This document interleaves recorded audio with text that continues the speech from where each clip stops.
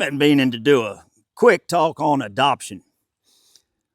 Years ago, we had an opportunity to adopt a couple of girls. We met them through church. They were teenagers and had been in foster care for a long time, been through a lot of hardships. And we brought them into foster care and then offered to adopt the both of them. But one of them saw adoption as provisions, protection, and parenting. And she chose that for her life. The other saw adoption as restriction, something that was going to keep her from staying on the path that she was on and making choices for herself that, well, frankly, they just didn't end well.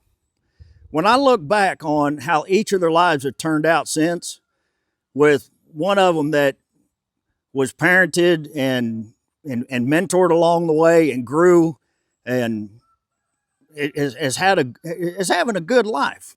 And sadly, the other just continued to spiral, because the devil will always take you down further than you want to go.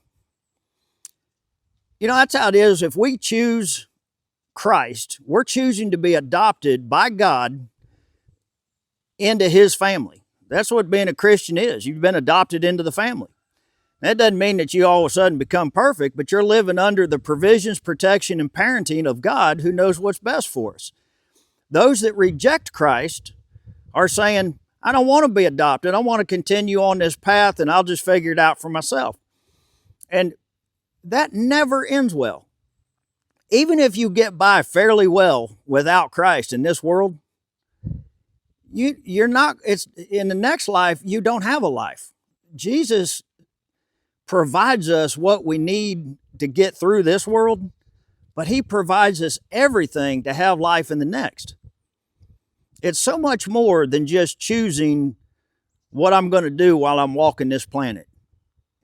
Every time you have an ache, a pain, an injury, something that doesn't, an old injury that doesn't recover, stop and think on how much this shell we live in, this body, is temporary housing. But the soul that's in us is going to live for eternity somewhere.